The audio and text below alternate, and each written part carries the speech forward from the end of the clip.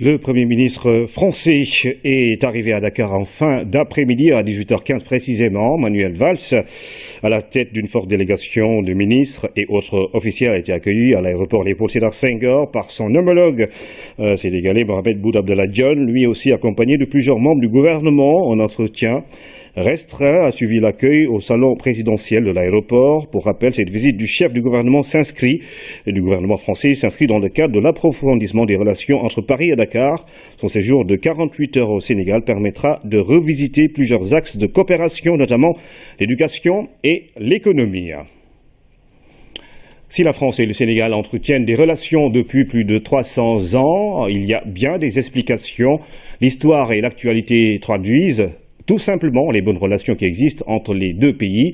Et aujourd'hui, l'arrivée du Premier ministre français au Sénégal en dit beaucoup sur la santé des relations des deux pays, Ibrahim Ndong. Partenaires de la première heure, partenaires de tous les jours. La France et le Sénégal, c'est plus de 3 siècles de relations, un compagnonnage marqué par une coopération fructueuse dans plusieurs domaines. La France, je pourrais dire, est un partenaire privilégié du Sénégal, car elle nous appuie dans la mise en œuvre de nos projets et programmes de développement. Et cela à travers un cadre dont le dernier est ce qu'on appelle le cadre de partenariat DCP 2010-2017, qui porte sur une enveloppe globale d'environ 240 milliards et qui cible le développement durable à travers le secteur de l'agriculture, de l'environnement, de l'eau, de l'assainissement, la gouvernance démocratique. Plus les années passent, plus les relations entre les deux pays se solidifient. Le groupe consultatif de Paris en février 2014 en est une parfaite illustration. Au cours du groupe consultatif, la France s'était engagée à accompagner le programme Sénégal émergent pour un montant de 282 milliards. Aujourd'hui, si on fait le bilan, on se rend compte que la France a dépassé le montant de son engagement.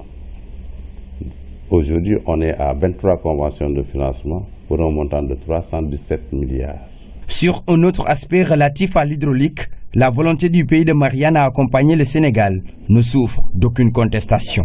Les études ont montré que si rien n'est fait dans le secteur de l'hydraulique urbaine dans les prochaines années, on risque d'être confronté à ce qu'on a l'habitude de dénommer les émeutes de l'eau.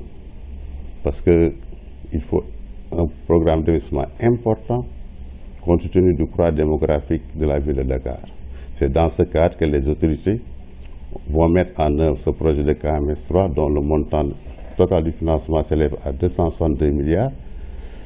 Comme bailleur de fonds, il y a l'AFD, il y a la Banque africaine de développement, la Banque islamique de développement, la Banque européenne d'investissement et une contribution de l'État du Sénégal et de la SONES.